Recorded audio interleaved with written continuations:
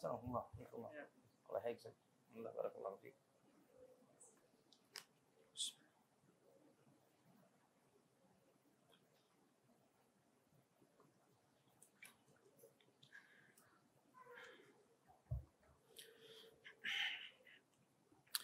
Bismillahirrahmanirrahim. Assalamualaikum warahmatullahi wabarakatuh.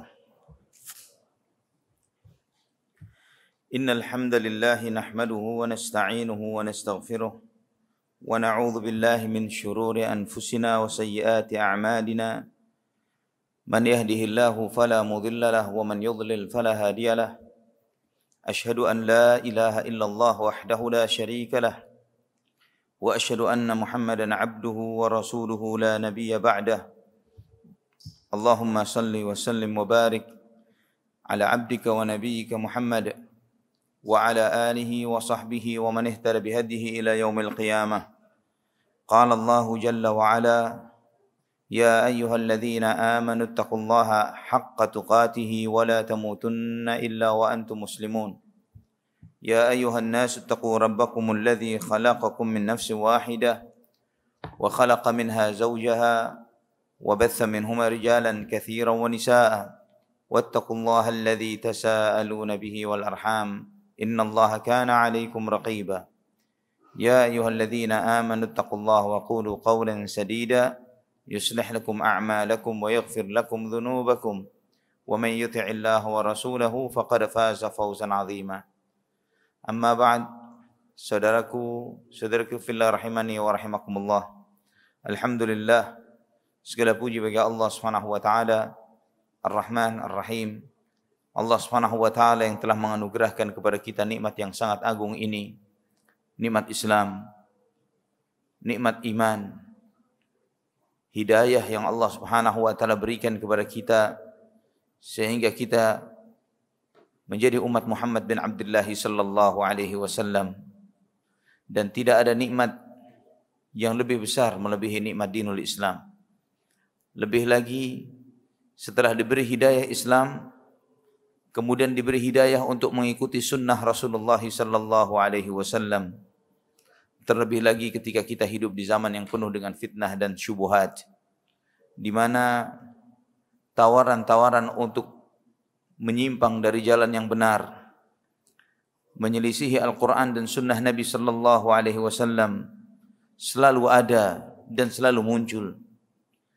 Yang hati-hati yang lemah, hati-hati yang jauh dari cahaya Al-Quran dan Sunnah mudah tertipu dengan hal-hal tersebut, mengira bahwa segala sesuatu yang indah, segala sesuatu yang bersinar dan menyilaukan dikiranya adalah emas atau mutiara atau permata, sedangkan itu hanyalah sepuhan belaka. Namun alhamdulillah, sebagaimana Nabi sallallahu alaihi wasallam telah menegaskan, la tazalu ta'ifatun min ummati zahirina 'alal haqq la yadhurruhum man khadhalahum hatta ya'tiya amrullah. Akan senantiasa ada satu kelompok dari umatku yang mereka ini berada di atas kebenaran, yang tidak akan menyakiti mereka setiap orang yang menyelisihi mereka sampai datang ketetapan Allah Subhanahu wa taala. Dan kelompok itu sebagaimana dijelaskan oleh para seluruh ulama ahlus sunnah dan ahlul hadis, sebagaimana kata Imam Bukhari, sebagaimana kata Imam Ahmad, sebagaimana kata Syekh Abdul Qadir Al-Jailani dan yang lainnya, mereka adalah ashabul hadis, para ulama ahlul hadis. Merekalah yang menjaga kemurnian agama ini, merekalah yang menjaga kemurnian dinullah ini, sehingga sampai kita di zaman ini setelah 1400 tahun dari masa Nabi kita Muhammad sallallahu alaihi wasallam, kemurnian Islam tetap terjaga, kemurnian Al-Quran, dan tidaklah seseorang berani berbohong atas nama Rasulullah sallallahu alaihi wasallam walaupun dia bisa membuat atau merangkai kata-kata yang indah, tapi ketika dia menisbatkan sesuatu kepada Nabi sallallahu alaihi wasallam dan ternyata tidak memiliki rujukan yang benar, tidak memiliki sanad yang kuat, maka para ulama pasti akan menyingkap kebohongan-kebohongan tersebut. Antum insyaallah sudah mengetahui dan banyak para ulama mengingatkan seperti hadis ikhtilafu ummati rahmah misalnya. Perselisihan umatku adalah rahmat. Hadis ini begitu populernya dan itu telah dijelaskan sudah dahulu kala oleh para ulama bahwa hadis ini adalah hadis palsu. Tidak benar penisbatannya kepada Nabi sallallahu alaihi wasallam. Al-Imam As-Suyuti rahimahullah dalam Al-Jami' As-Saghirnya beliau menyampaikan, saya tidak pernah mendapati sanad hadis ini dimanapun dari semua kitab hadis yang telah sampai kepada aku. Dan banyak lagi yang lainnya. Dan saudaraku fillah rahimani wa rahimakumullah, sebagaimana pada kajian yang sebelumnya bahwa ketika kita mempelajari Islam dan berusaha untuk kembali kepada sumbernya yang semakin awal, semakin dekat sumbernya kepada masa Rasulullah sallallahu alaihi wasallam, maka akan semakin mudah terjaga otentisitasnya. Ketika kita ingin tahu sejauh mana, sebenar apa keyakinan yang kita yakini tentang Islam ini, benar atau tidak benarnya, maka coba mencari, merujuk kepada masa yang semakin dekat dengan masa Rasulullah sallallahu alaihi wasallam. Mengkaji buku-buku para ulama yang hidup di zaman yang semakin dekat dengan zaman Nabi sallallahu alaihi wasallam dan para sahabatnya, maka insyaallah ukuran dan standarnya lebih mendekati kebenaran. Maka jika antum membaca misalnya Sahih Bukhari, di dalam Sahih Bukhari ada satu kitab. Imam Bukhari mengumpulkan kitab sahihnya ini berdasarkan kumpulan kitab-kitab. Kitab Bada'ul Wahyi misalnya. Di awal kitab itu beliau membahas tentang kitab permulaan wahyu. Kemudian ada kitab tafsir, ada kitab ini, kitab qasas, kisah-kisah para nabi dan seterusnya. Ada kitab namanya kitab Tauhid di dalam Sahih Bukhari. Dan jika kita membaca kitab Tauhid dalam Sahih Bukhari, kita akan mengetahui seperti apa akidah Imam Bukhari rahimahullah. Sehingga di dalam beberapa manuskrip Sahih Bukhari disebutkan di samping judulnya kitab Tauhid juga Ar-Raddu 'alal Jahmiyah, bantahan terhadap kaum Jahmiyah. Siapa Jahmiyah? Yaitu mereka yang menolak sifat-sifat Allah Subhanahu wa taala. Mereka yang tidak mempercayai apa yang Allah Subhanahu wa taala firmankan tentang zatnya di dalam Al-Qur'an dan sunnah Nabi sallallahu alaihi wasallam. Dan jika kita membaca sejarah Jahmiyah ikhwatal iman, sampai di abad ke-7 Hijriyah seperti di masa Syekhul Islam Ibnu Taimiyah. Ibnu Taimiyah mengatakan bahwa Jahmiyah ini masih belum berani terang-terangan mengatakan Allah itu tidak di atas arsy.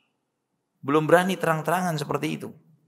Ya, walaupun kata para ulama sebagaimana Syekhul Islam Taimiyah mengatakan bahwa maksudnya ke sana, tapi mereka tidak berani terang-terangan karena takut dituduh sesat.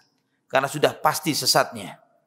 Karena bagaimana tidak ribuan, sebagaimana kata Imam Ibnu Qayyim, bahwa beradanya Allah di atas arsy, berada di langit. Ini sedikitnya adalah 2000 dalil dalam Al-Quran dan sunnah Nabi sallallahu alaihi wasallam. Serta perkataan para sahabat. Dan semua kitab suci yang Allah Subhanahu wa taala menurunkan akan hal ini, dan bahkan fitrah kita. Ya, seringkali ketika kita jangankan muslim, non muslim pun ya itu terserah dengan yang di atas, bukan yang di mana-mana. Ya, tidak ada terserah kepada yang di mana-mana. Ya, terserah kepada yang di atas. Ini sudah menjadi fitrah yang Allah tanamkan. Namun di zaman ini saudaraku fillah rahimani wa rahimakumullah, permasalahan yang sudah sangat baku ini menjadi khilafiyah. Lucunya adalah menjadi, ini tergantung alirannya siapa dulu. Kalau alirannya ini maka pendapatnya begini. Sampai tentang zat Allah pun masuk dalam ranah khilafiyah. Wal'iyadhu billah. Ini kenapa pentingnya kita mempelajari permasalahan akidah. Dan yang kita bahas adalah kitab Syarhus Sunnah yang ditulis Al-Imam Al-Barbahari rahimahullah. Beliau wafat tahun 323 Hijriyah. Ya, kurang lebih 1100 tahunan yang lalu. Beliau di antara para ulama, dan kita telah membahas pada kesempatan sebelumnya. InsyaAllah jika kajian ini ada rekamannya bisa dilihat. Pada kesempatan sebelumnya kita membahas bagaimana Imam Al-Barbahari rahimahullah, siapa beliau, pujian para ulama terhadap beliau dan yang lain sebagainya. Dan buku ini judulnya adalah Syarhus Sunnah. Syarah artinya penjelasan dari As-Sunnah. Penulis rahimahullah di awal buku atau di pertengahan atau di akhir buku ini beliau tidak menyebutkan tentang alasan penamaan atau penamaan dari buku ini. Dan dengan apa yang kita baca dari konten buku ini yang insya Allah kita akan membahasnya pada kesempatan ini, kita akan melihat bahwa apa yang beliau jelaskan adalah untuk menjelaskan mengenal tentang as-sunnah. Dan kata as-sunnah di masa beliau, di masa para ulama, maksudnya adalah akidah. Maka ketika beliau mengatakan ini syarah atau penjelasannya, maka penjelasan terhadap permasalahan-permasalahan akidah yang di atas akidah Ahlus Sunnah wal Jamaah di masa beliau. Dan kita melihat bahwa di masa penulis, para ulama yang hidup di masa beliau dan di masa sebelum beliau ketika menulis buku tentang akidah selalu memberi judul dengan judul As-Sunnah. Seperti siapa? Misalnya Imam Ahmad bin Hanbal rahimahullah. Imam Ahmad menulis sebuah buku akidah. Judul bukunya As-Sunnah. Putra Imam Ahmad bin Hanbal namanya Abdullah ibn Ahmad bin Hanbal.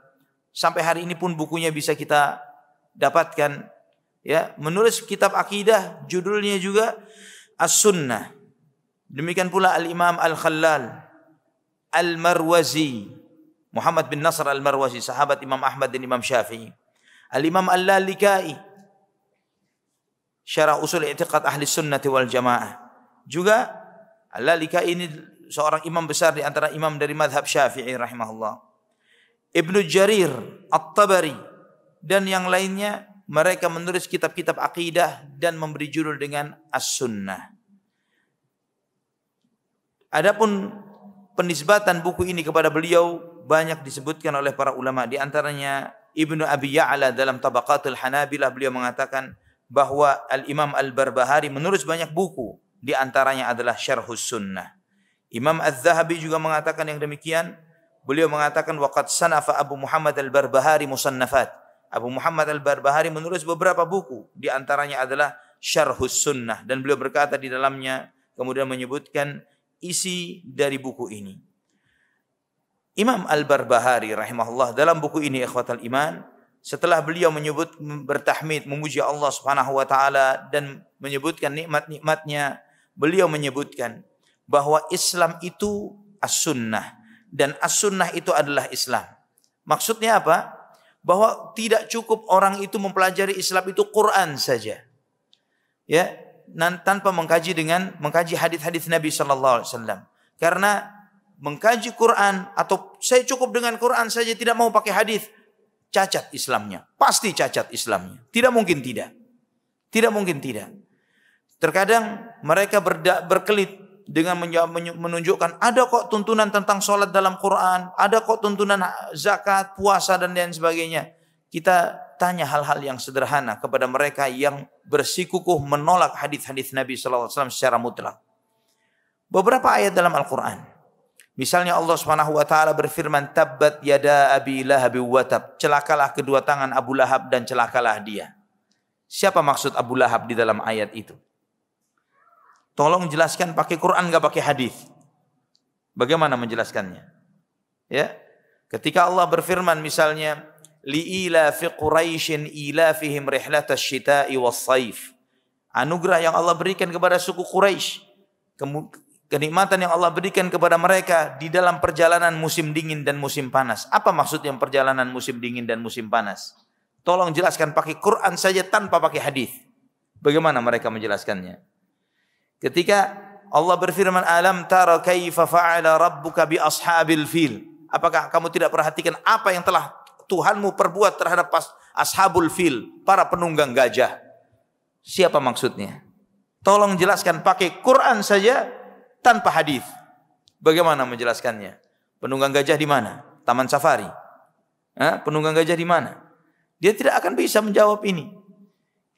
Tidak akan mungkin Al-Quran dipahami tanpa sunnah. Di samping itu tentang kaifiyat tata cara sholat.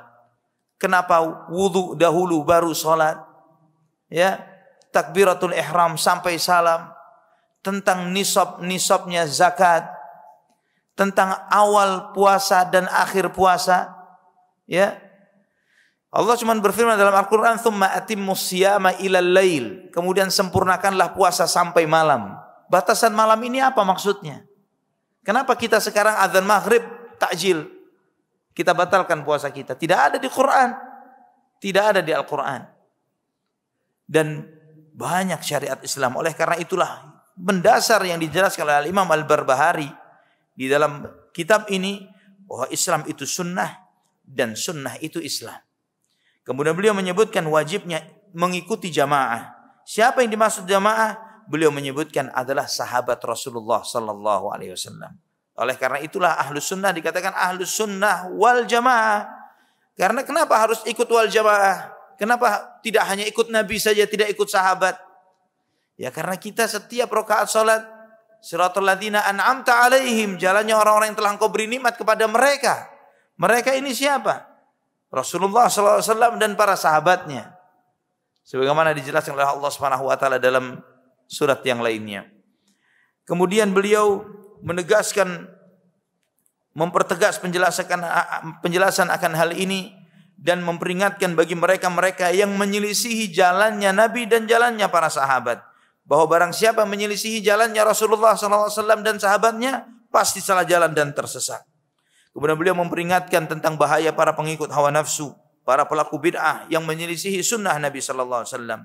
Beliau memperingatkan tentang bahaya bid'ah yang mereka ini, setiap bid'ah itu tidaklah tiba-tiba bid'ah itu menjadi besar. Pasti ada sumber kecilnya yang didiamkan sehingga jadi besar. Ya, jangan dikira ikhwatal iman bid'ah keyakinan mengkafirkan mayoritas umat Islam, terus pasang bom di badannya, meledakkan diri di tempat-tempat ibadah. Ini tiba-tiba jadi besar seperti itu. Ada sumber kecilnya yang didiamkan. Ketika didiamkan, sedikit belok, didiamkan, tambah hari, tambah jauh dari siratal mustaqim, dari jalan yang lurus. Maka beliau mengingatkan, hati-hati dari bid'ah yang kecil, karena yang besar-besar itu semua sumbernya dari yang kecil. Nanti insya Allah secara mendetail kita membahas satu persatu perkataan beliau. Pada kesempatan ini kita mencoba memahami secara global apa isi buku yang beliau tulis ini. Kemudian ikhwatal iman, beliau memperingatkan tentang bahayanya mendahulukan akal daripada Al-Quran dan Sunnah. Ya, karena sebagian umat Islam ada yang mau menerima ayat-ayat Quran atau kandungan dari ayat-ayat Al-Quran atau hadis-hadis Nabi SAW jika logik, masuk akal. Jika tidak masuk akal nanti dulu. Ini enggak logik, tidak masuk akal. Nah, beliau peringatkan akan bahaya akan hal ini. Karena akal manusia ini berkembang dan tidak punya standar. Kalau dikatakan tidak masuk akal, akal siapa? Ya, akalnya kita yang di satu masjid ini tidak ada yang siapa yang akalnya dijadikan standar di satu masjid ini. Tidak ada. Apalagi akal seluruh umat manusia. Orang dahulu, ya kita mengetahui bagaimana dahulu meyakini bahwa bumi sebagai poros tata surya. Kemudian berubah bahwa bukan bumi sebagai poros tata surya, tapi matahari. Ya, dan sekarang pun masih ada lagi perdebatan tentang bumi datar dan bulat. Subhanallah. Ini akal manusia yang terus berubah, terus mengalami metamorfosis. Dan bagaimana jika yang seperti ini yang tidak punya standar dan penuh dengan kebimbangan dan kebingungan kemudian dijadikan tolok ukur standar kebenaran dan menghakimi sesuatu yang muhkam, yang jelas nyata kebenarannya dari Allah Subhanahu wa taala dan Rasulnya. Kemudian beliau memperingatkan tentang bahayanya berdebat kusir.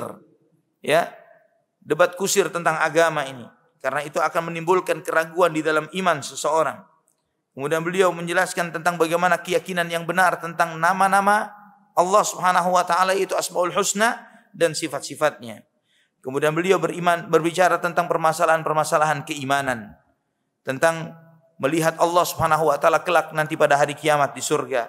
Tentang mizan, timbangan amal, tentang azab kubur, telaga Rasulullah sallallahu alaihi wasallam, dan beliau menyampaikan bahwa semua nabi punya telaganya sendiri-sendiri. Namun telaga terbesar adalah telaga Nabi kita Muhammad sallallahu alaihi wasallam.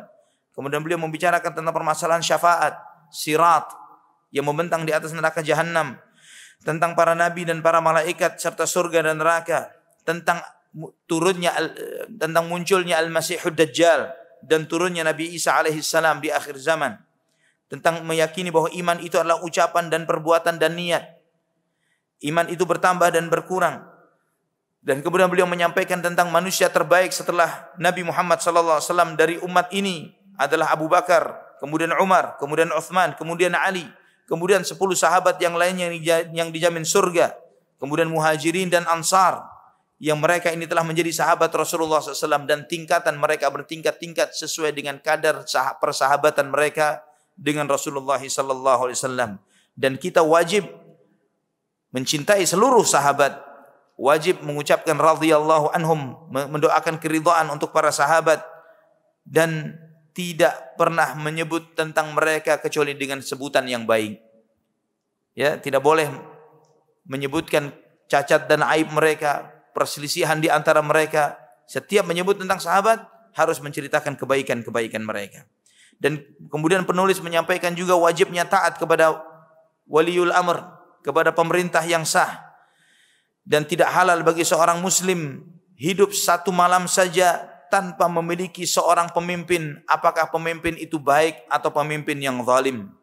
Dan bahwa haji dan perang dan jihad itu harus berlaku bersama adanya seorang pemimpin di antara umat Islam. Ya, karena dalam masalah taat kepada ulil amr ini bagian dari akidah, dan tidak ada satupun kitab akidah Ahlus Sunnah yang tidak menyebutkan akan hal ini dari zaman ke zaman, dari waktu ke waktu, bahwa kita wajib taat kepada ulil amr walaupun dia adalah dalam seorang pemimpin yang zalim. Tapi taat dalam hal ma'ruf. Maksudnya bukan semua perintahnya wajib kita taati, tapi selama perintah itu mengajak kepada kebaikan dan tidak bertentangan dengan Quran dan Sunnah, kita taat. Tapi ketika mengajak untuk maksiat, kita tidak taat. Tapi tidak taatnya bukan berarti kita melawan, bukan berarti kemudian kita menyuruh untuk memberontak, ya, membuat makar dan yang semisalnya. Ini haram hukumnya dan mafsadatnya jauh lebih besar daripada maslahat yang ingin diraih. Maka insyaallah ketika bab itu kita akan membahas bagaimana perkataan imam-imam Ahlus Sunnah dari zaman ke zaman yang mereka semuanya sepakat akan haramnya memberontak terhadap pemerintahan yang zalim, walaupun dipimpin oleh seorang wali dari waliullah, walaupun pemimpin pemberontaknya waliullah sekalipun, haram hukumnya. Kemudian beliau menyampaikan bahwa khilafah atau khalifah itu dari Quraisy. Khalifah adalah pemimpin tertinggi dari umat Islam, yang memang zaman ini adalah zaman tidak ada khilafah. Apakah pernah terjadi suatu zaman tidak ada khilafah?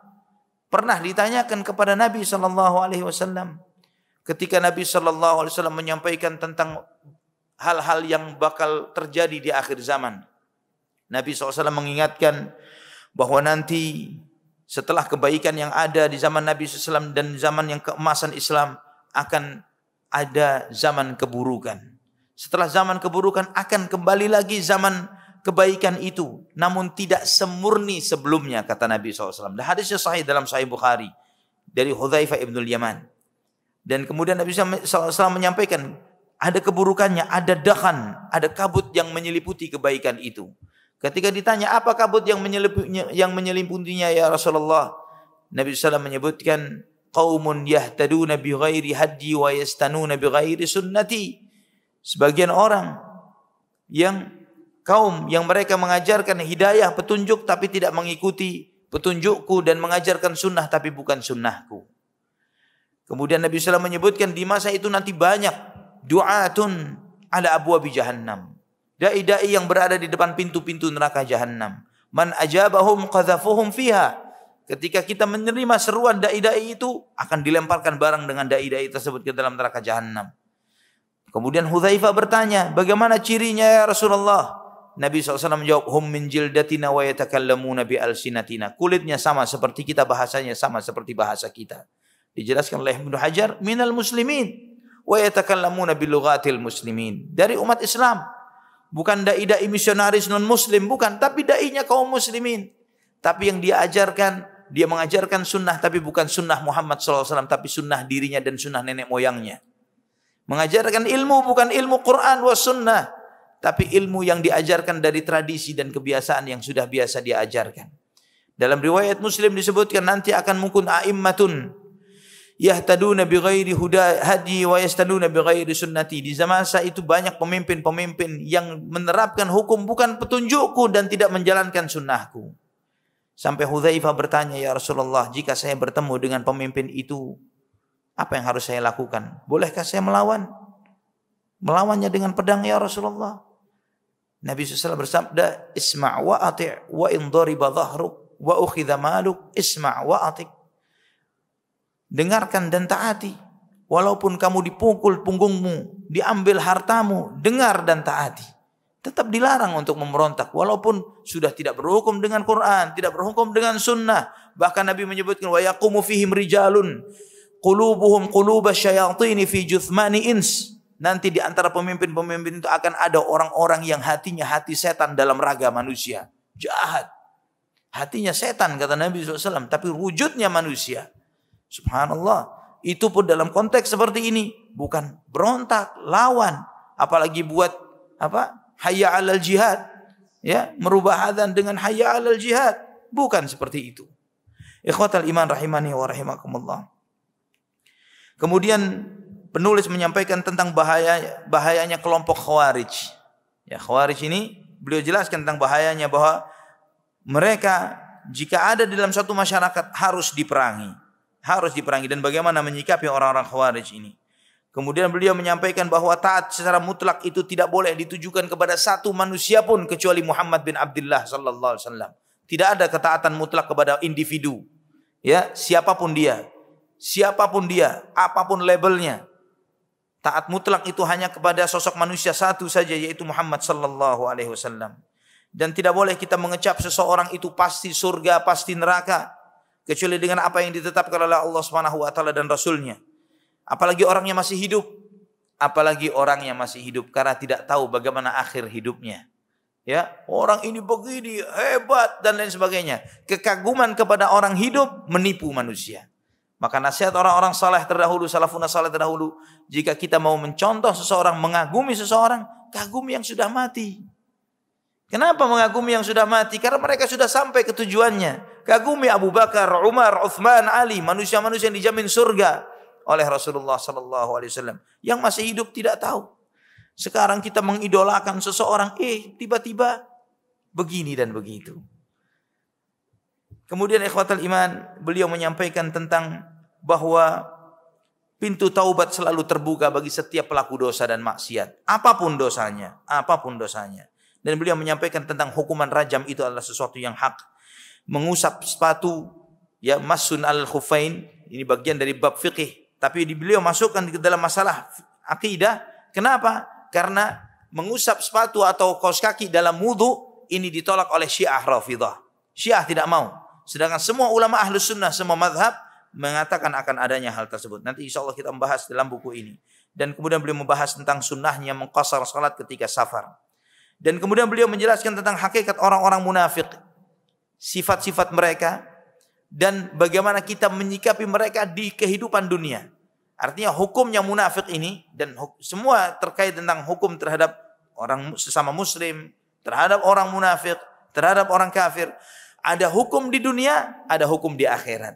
Nah, bagaimana hukum di dunianya? Karena hukum di akhirat Allah yang memberlakukan. Tapi hukum di dunianya bagaimana? Beliau menjelaskan dalam buku ini. Kemudian beliau menyampaikan tentang beberapa amalan yang menghapuskan dosa-dosa. Ya, amalan-amalan pelebur dosa. Kemudian beliau menyampaikan juga menegaskan lebih tegas lagi tentang bagaimana sikap ahlus sunnah di dalam nama-nama dan sifat-sifat Allah. Kemudian beliau mengatakan dalam buku ini menyampaikan barang siapa yang mengira atau beranggapan bahwa Allah Subhanahu wa taala bisa dilihat di dunia, maka orang itu telah kafir. Ya, dan beliau melarang orang-orang memikirkan tentang zat Allah Subhanahu wa taala. Karena ini memikirkan zat Allah adalah sifatnya orang-orang yang menyimpang dan nyeleneh. Ya, dan akan menimbulkan keraguan di dalam hati. Jangankan memikirkan zat Allah. Banyak makhluknya Allah kita tidak bisa mencerna dengan benar. Malaikat, makhluk Allah. Siapa yang bisa membuktikan secara empiris sebab akibat? Nih bukti. Dengan tes penelitian laboratorium tertentu kita bisa buktikan malaikat itu ada. Tidak ada. Mungkin jin kita bisa katakan ada, itu buktinya orang kesurupan. Malaikat bagaimana? Ya. Terlalu jauh malaikat. Ruh dalam jasad kita. Bagaimana kita membuktikan bagaimana bentuknya ruh? di mana dia berada, ya, warnanya bagaimana, tidak bisa kita katakan. Ruh tidak jauh dari jasad kita. Ya. Azab dan nikmat kubur, surga dan neraka, arsy. Apalagi Allah Subhanahu wa taala. Apalagi Allah Subhanahu wa taala. Kemudian penulis menyampaikan bahwa semua makhluk yang diciptakan oleh Allah, dari yang besar sampai yang kecil, ya, binatang buas, burung, dan segala sesuatu adalah makhluk yang diciptakan, dan masing-masing makhluk itu ada tugas yang telah Allah tugaskan bagi masing-masingnya. Ya, termasuk virus corona. Ya, semua makhluk ciptaan Allah yang mereka menjalani misi dan fungsinya sesuai dengan yang Allah Subhanahu wa taala tetapkan bagi setiap makhluk tersebut. Kemudian penulis menyampaikan tentang ilmunya Allah Subhanahu wa taala, bahwa Allah Maha mengetahui terhadap segala sesuatu. Kemudian penulis menyampaikan tentang hukum tentang pernikahan dan talak. Dan ini termasuk permasalahan yang mutawatir yang diyakini oleh Ahlussunnah wal Jamaah. Kemudian penulis menyampaikan bahwa tidak halal darah seorang muslim kecuali dengan salah satu dari 3 hal. Yaitu ketika seorang yang sudah menikah berzina, seorang yang membunuh jiwa yang beriman, dan orang yang sengaja murtad keluar dari dinul Islam. Maksudnya tidak halal ini, tidak boleh kita membunuh saudara kita sesama muslim, apapun sebabnya. Kemudian penulis menyampaikan tentang beberapa makhluk ciptaan Allah, mayoritasnya adalah fana. Tapi ada makhluk yang Allah tetapkan diciptakan untuk tidak fana, untuk kekal. Seperti apa? Surga dan neraka. Ya, diciptakan oleh Allah untuk kekal, bukan untuk fana. Beda dengan kita, beda dengan langit dan bumi, beda dengan yang lainnya. Di antaranya adalah arsy, surga dan neraka diciptakan untuk tidak fana, untuk abadi. Kemudian penulis menyampaikan tentang ikhlasnya beramal, dan perlunya dan harus beriman, kita wajibnya beriman, ridha dengan takdir dan sabar terhadap ujian-ujian Allah Subhanahu wa taala. Kemudian penulis menyampaikan tentang beberapa hukum terkait tentang salat jenazah. Kemudian penulis menyampaikan kepada kita bahwa setiap tetesan air hujan yang turun ke bumi, Allah Subhanahu wa taala menugaskan kepada setiap tetesan itu satu malaikat untuk menempatkan tetesan itu di mana diperintahkan oleh Allah Subhanahu wa taala. Kemudian penulis menyampaikan tentang kondisi orang-orang musyrikin Quraisy yang mati pada peristiwa perang Badar. Ya, di Qalib Badar, ketika Nabi SAW menyeru mereka, apakah kalian sudah mendapatkan janji Allah terhadap kalian? Umar bin Khattab bertanya, ya Rasulullah, mereka sudah mati. Engkau berbicara kepada bangkai-bangkai, kepada jasad-jasad. Nabi SAW bersabda, mereka sekarang mendengar. Ya, menjelaskan tentang bahwa mayit itu tidak bisa mendengar. Tapi ketika Allah memberikan kemungkinan tertentu seperti apa yang disampaikan oleh Nabi SAW pada saat itu, maka mereka mendengar apa yang disampaikan oleh Nabi SAW. Tapi pada hakikatnya mereka tidak mendengar. Kemudian penulis menyampaikan bahwa setiap orang yang sakit, muslim, mukmin yang sakit, mereka diberi pahala oleh Allah Subhanahu wa taala karena sakitnya. Dan orang yang mati syahid mendapatkan kemuliaan karena matinya karena syahid. Dan juga penulis menyampaikan bahwa tidaklah seseorang masuk surga kecuali dengan rahmat Allah Subhanahu wa taala, dan tidaklah seseorang diazab kecuali karena kemahaadilan Allah Subhanahu wa taala, karena Allah Subhanahu wa taala tidak pernah berbuat zalim. Ya, ini terkait tentang hal-hal yang wajib diimani oleh setiap muslim. Kemudian penulis menyampaikan tentang sifat-sifat orang-orang yang tersesat dari jalan Allah Subhanahu wa taala, yaitu di antara cirinya adalah mencela hadis Nabi atau mencela para ulama ahlul hadis. Kemudian beliau menyampaikan bahwa Al-Qur'an itu lebih butuh kepada as-sunnah ketimbang as-sunnah kepada Al-Qur'an. Quran lebih butuh hadis ketimbang hadis kepada Quran. Ya, beliau menyampaikan akan hal ini karena Al-Qur'an tanpa hadis seperti contohnya tadi, tidak mungkin kita bisa memahami hal tersebut, memahami ayat-ayat Al-Qur'an tanpa hadis Nabi sallallahu alaihi wasallam. Kemudian penulis menyampaikan bahwa di antara iman yang harus diimani, mengimani Isra dan Mi'raj dan apa yang dialami oleh Nabi SAW pada malam Isra dan Mi'raj. Kaum muslimin sampai hari ini pun masih banyak yang membimbang, yang tidak meyakini tentang Isra dan Mi'raj, atau mengatakan bahwa Nabi SAW naik dengan ruhnya saja tanpa jasad. Ya, dan jika mengatakan seperti itu, sama seperti orang mimpi. Ya, naik ruhnya saja, bukan tanpa jasadnya, sama seperti mimpi. Maka kata Imam Ibnu Qudamah rahimahullah, jika Nabi SAW naik waktu Mi'raj hanya ruhnya saja, maka Abu Jahal dan yang lainnya akan mengatakan, saya bisa lebih jauh wahai Muhammad. Ya, Abu Jahal akan, oh cuman rohnya saja tanpa jasadmu. Jasadmu masih di tempat tidurmu. Iya, saya bisa lebih jauh dari apa yang kamu klaim. Ya, tapi karena Nabi SAW mengatakan roh dan jasadnya, itulah yang membuat mereka menolak dan bereaksi terhadap apa yang disampaikan oleh Nabi kita Muhammad SAW. Kemudian penulis menyampaikan tentang di mana ditempatkannya arwah para syuhada, arwahnya orang-orang beriman, orang-orang kafir dan pelaku dosa besar, dan menjelaskan tentang tempat-tempat mereka.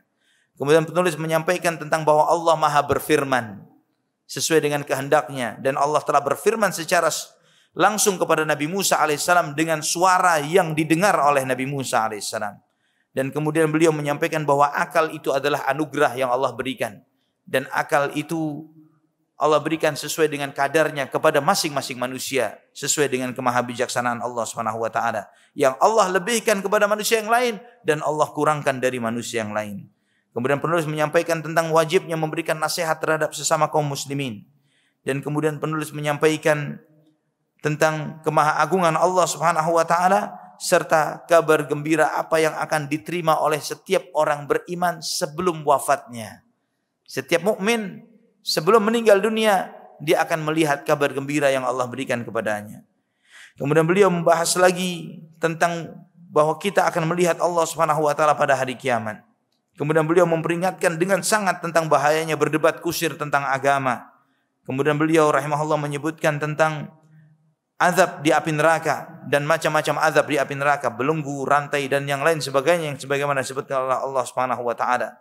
Dan setelah itu penulis menyampaikan beberapa hukum fikih dalam buku ini tentang salat, tentang zakat, dan beliau menyampaikan bahwa tidak akan mungkin seseorang yang kafir masuk Islam kecuali harus dengan syahadat, dan Allah Subhanahu wa taala tidak pernah menyelisihi janjinya, dan setiap muslim wajib mengimani semua syariat Allah Subhanahu wa taala. Kemudian penulis menyampaikan tentang keadaan orang-orang beriman di dalam kehidupan dunia dan wajibnya setiap muslim saling mengasihi satu dengan yang lainnya. Dan beliau kemudian menjelaskan bahwa seseorang yang banyak melakukan dosa dan maksiat, sebesar apapun maksiatnya, tidak boleh dia putus asa dari ampunan dan rahmat Allah Subhanahu wa taala, dan hendaklah dia berbaik sangka kepada Allah Subhanahu wa taala. Juga penulis menyampaikan bahwa seorang mukmin harus meyakini bahwa Allah Subhanahu wa taala telah memberitahukan kepada Nabi kita Muhammad sallallahu alaihi wasallam apa yang bakal terjadi terhadap umatnya sampai hari kiamat. Ya, sebagai contohnya hadis Thauban yang beliau SAW menyampaikan bahwa nanti akan tiba suatu masa pada umatku ini yang kalian akan dicabik-cabik oleh umat-umat yang lain seperti sekelompok orang yang memperebutkan makanan yang sedang dihidangkan. Dan Nabi SAW ditanya, ya Rasulullah, apakah kita minoritas sampai kita dicabik-cabik seperti itu? Nabi SAW bersabda, kalian mayoritas, kalian banyak. Tapi banyaknya kalian seperti buih di lautan. Banyak seperti buih. Dan buih ini tidak punya pendirian, ikut arus.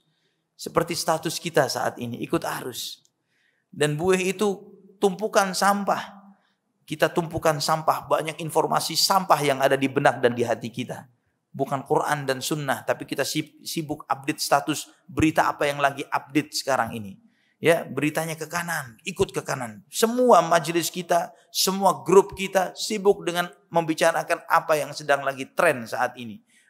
Ikut arus, ikut menjadi tumpukan sampah. Coba antum review ulang informasi yang pernah antum perdebatkan dalam salah satu grup WhatsApp dan yang semisalnya yang pernah dibicarakan 1 bulan yang lalu. Angkat lagi beritanya sekarang. Basi. Ternyata kita saat ini, seumur hidup kita, tumpukan barang basi. Ya, ketika kita terus mengikuti arus ini, tidak punya pendirian, maka kita adalah tumpukan barang basi. Ikhwatal iman rahimani wa rahimakumullah. Kemudian penulis menyampaikan tentang perpecahan umat. Dan umat ini terjadi perpecahan dan perselisihan di antaranya.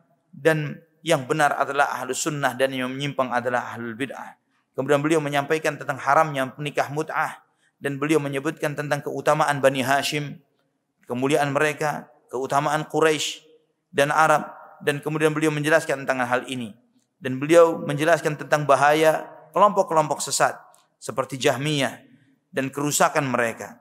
Kemudian beliau menyampaikan tentang beberapa permasalahan tentang hal ini.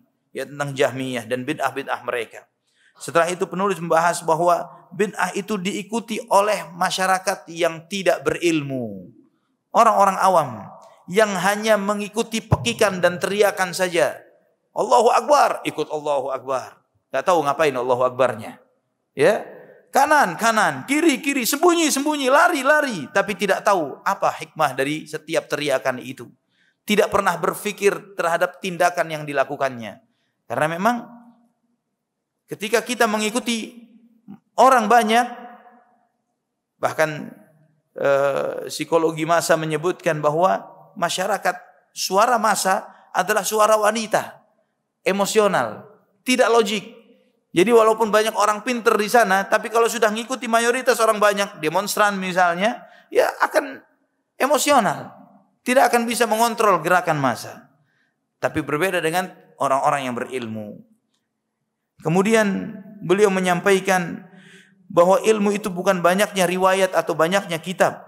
Tapi ilmu itu adalah dengan bagaimana kita menghidupkan apa yang Allah ajarkan dalam Al-Quran dan Sunnah.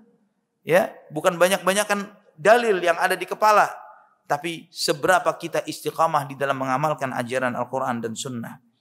Kemudian penulis menyampaikan tentang harusnya mengikuti sunnah Nabi SAW, mengikuti petunjuk beliau dan para sahabatnya. Dan beliau menjelaskan tentang pokok-pokok bid'ah dan cabang-cabangnya. Setelah itu penulis menyampaikan tentang harusnya kita mengikuti generasi pertama dari umat ini. Dan beliau mempertegas dengan sangat luar biasa akan hal ini dalam buku yang akan kita bahas ini. Setelah itu beliau menjelaskan tentang bagaimana sikap kaum muslimin di masa fitnah. Ketika terjadi fitnah, apa yang harus dilakukan? Dan beliau kemudian menjelaskan larangan duduk dengan para ahli kalam, ulama filsafat, ahli mantiq, ya, yang mereka melandaskan keyakinan dan imannya berdasarkan logika dan logika, bukan Quran dan Sunnah. Dan beliau melarang untuk duduk bersama mereka. Kemudian penulis menyampaikan tentang harusnya kita memiliki sifat takut kepada Allah Subhanahu wa taala, dan sifat takut inilah jalannya orang-orang saleh. Serta penulis memperingatkan tentang bahaya tasawuf, ya, tentang bahaya kaum sufiyah yang mereka menyimpang dari Quran dan Sunnah. Setelah itu beliau memperingatkan tentang larangan kita mempermasalahkan perselisihan di antara para sahabat. Ya, jangan membicarakan tentang perselisihan di antara para sahabat radhiyallahu anhum ajma'in. Dan Nabi SAW telah menyebutkan tentang hal ini. Idza dzukira ashabi fa'amsiku. Jika perselisihan tentang sahabatku disebutkan, diam, tahan diri. Ya, itulah akhlak dan adab para ulama. Sehingga Imam Ahmad pernah ditanya, mana yang benar? Ali bin Abu Thalib atau Muawiyah? Mana yang benar? Aisyah atau Ali bin Abu Thalib? Mana ini? Dan Imam Ahmad membacakan ayat Allah dalam Al-Quran dalam surat Al-Baqarah, tilka ummatun qad khalat laha ma kasabat walakum ma kasabtum wala tus'aluna amma kanu ya'malun. Mereka adalah satu umat yang telah lalu. Bagi mereka telah apa yang telah mereka amalkan, dan bagi kalian apa yang telah kalian amalkan, dan kalian tidak akan ditanya terkait apa yang telah mereka amalkan. Kita tidak akan ditanya kenapa mereka begini, kenapa mereka begitu. Tahan diri. Sebagian ulama salaf yang lain mengatakan, ana alhamdulillah Allah selamatkan, tidak turut andil di dalam fitnah yang terjadi di masa itu. Maka kenapa hari ini ana harus mengotori lisan ana dengan membicarakannya? Ya, dan banyak lagi insyaallah kita akan membahas di tempatnya ketika kita mengkaji isi dari buku ini. Kemudian beliau membahas tentang hukum salat di belakang imam yang ahlul bid'ah. Ya. Dan para ahlussunnah sebelumnya sepakat bahwa boleh selama bid'ahnya bukan bid'ah yang menyebabkan pelakunya kafir. Boleh selama imam ahlul bid'ah ini bukanlah bid'ah yang kafir. Apakah ada bid'ah yang kafir? Ada, seperti Syiah misalnya, yang meyakini Al-Quran sudah dirubah-rubah. Ya, atau meyakini bolehnya meminta-minta kepada kuburan orang mati, dikatakan boleh. Atau meyakini Al-Quran yang ada ini kurang, ya, tidak asli semuanya, seperti keyakinan kaum Syiah dan yang semisalnya. Atau meyakini bahwa Allah bisa menyatu dengan dirinya, seperti keyakinan orang ekstrim, kaum tasawuf yang ekstrim, ya, keyakinan wahdatul wujud, meyakini bahwa Allah menyatu dengan makhluknya. Dan juga kemudian beliau mempertegas lagi tentang wajibnya taat kepada pemimpin dan sabar terhadap kezaliman pemimpin, dan harusnya, dan di antara sifat Ahlus Sunnah adalah mendoakan pemimpin dengan doa yang baik. Itu di antara ciri Ahlus Sunnah. Ya, bukan melaknat, bukan mengkutuk, ya, bukan mencelanya. Buruknya didoakan baik. Karena buruknya pemimpin, karena buruknya rakyatnya. Wa kadzalika nuwalli ba'dadh-dhalimina ba'dhan bima kanu yafsuqun. Demikianlah kami angkat pemimpin bagi sebagian orang zalim dari mereka sendiri karena kefasikannya. Oleh karena itu nasihat para salafun saleh terdahulu seperti kata Imam Hasan Al-Basri, jika pemimpin yang zalim yang Allah timpakan kepada kalian ini sebagai hukuman karena dosa-dosa kalian, bagaimana kalian mau melawan hukuman Allah dengan pedang-pedang kalian?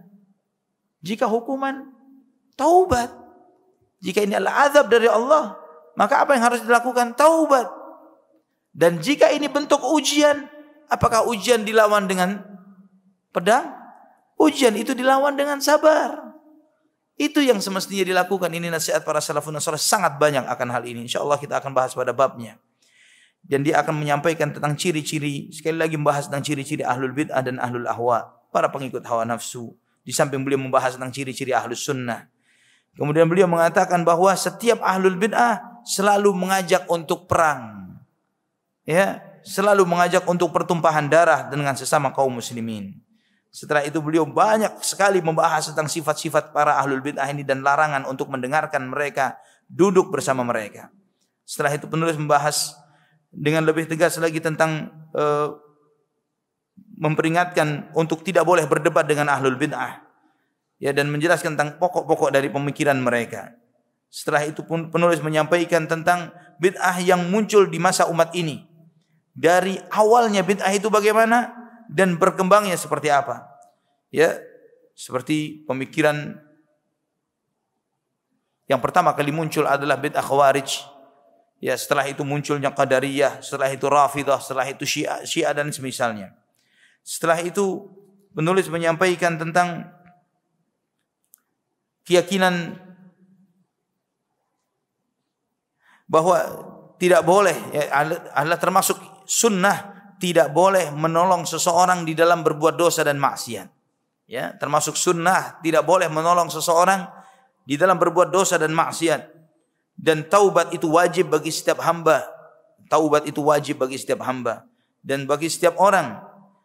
Setiap muslim yang meyakini bahwa bersyahadat asyhadu an la ilaha illallah asyhadu anna Muhammadar Rasulullah, maka dia wajib juga beriman terhadap orang-orang yang dijamin surga oleh Nabi sallallahu alaihi wasallam. Ya. Orang-orang yang dijamin surga seperti para sahabat dan beberapa orang yang dijamin surga oleh Nabi kita Muhammad sallallahu alaihi wasallam. Setelah itu penulis menutup buku ini membahas tentang beberapa riwayat dari para sahabat tentang wajibnya menegakkan sunnah dan harusnya mewaspadai bid'ah dan para pelaku bid'ah. Dengan sangat tegas beliau membahas banyak riwayat-riwayat dari sahabat, tabi'in dan yang lainnya tentang hal ini. Ini ikhwatal iman rahimani wa rahimakumullah. Dari konten yang beliau jelaskan, yang dijelaskan oleh penulis Al-Imam Al-Barbahari rahimahullah, kita melihat bagaimana keinginan beliau di dalam menulis buku ini untuk menegaskan rambu-rambu akidah salaf, akidah Ahlus Sunnah wal Jamaah dan sifat-sifat mereka. Dan beliau mempertegas sifat-sifat orang-orang yang menyelisihi akidah ini dan memperingatkan hal-hal yang salah dalam hal ini. Dan beliau menjelaskan kepada kita apa itu makna sunnah menurut penulis, yaitu keyakinan yang diyakini oleh Nabi sallallahu alaihi wasallam, ibadah, muamalah, akhlak dan adab yang diajarkan oleh Rasulullah sallallahu alaihi wasallam. Itulah makna sunnah di mata beliau dan para imam-imam kaum muslimin, bukan seperti yang banyak diyakini oleh masyarakat kita saat ini, yaitu jika dikerjakan berpahala, ditinggalkan maka tidak mengapa. Ini adalah isi dari risalah ini ikhwatul iman rahimani wa rahimakumullah. Maka insyaallah pada kesempatan berikutnya kita akan lebih mendalami lagi, memulai mengkaji buku ini kata demi kata dan kita mensyarahnya, kita mempelajari penjelasan beliau agar kita lebih istiqamah, lebih bisa istiqamah di atas ajaran yang benar ini, terutama di zaman yang seperti ini ikhwatal iman, yang karena pedoman kita lebih kepada televisi, kepada media, ketimbang kita merujuk kepada Al-Quran dan Sunnah. Lebih kepada kita merujuk kepada ulama-ulama yang benar. Ulama-ulama yang mereka berusaha untuk istiqamah mengikuti jejak para sahabat. Ya, itu yang mesti kita perhatikan di zaman yang seperti ini. Bahwa ketika Islam itu mulai, Islam sesuai dengan ajaran Rasulullah SAW sudah mulai asing dan semakin asing. Di masa inilah pentingnya kita kembali kepada nasihat orang-orang terdahulu, ulama-ulama salaf terdahulu, supaya kita tidak jatuh di dalam kesesatan. Wallahu ta'ala ala wa alam bisawab. Aqulu qawli hadha, subhanakallahumma bihamdik, asyhadu an la ilaha illa anta astaghfiruka wa atubu ilaik. Wassalamu alaikum warahmatullahi wabarakatuh.